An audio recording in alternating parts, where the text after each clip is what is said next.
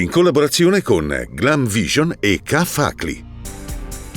Passo del Tonale, un escursionista cade per 7 metri dalla seggiovia. È stato trasferito d'urgenza in elicottero all'ospedale di Trento.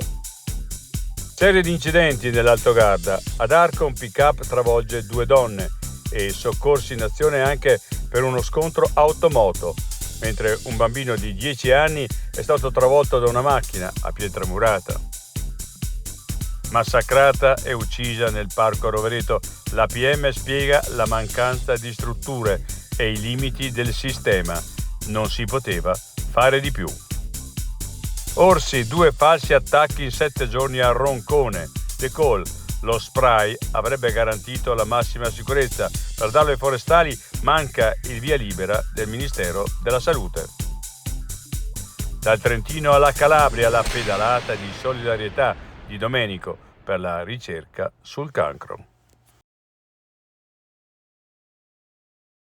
I difetti visivi sono tanti: miopia, astigmatismo, ipermetropia. Il pregio è correggerli con occhiali davvero glam. Con Glam Vision puoi prenotare l'analisi gratuita della vista e poi sfoggiare i tuoi nuovi occhiali che possiamo creare per te. Scopri di più su glamvision.it.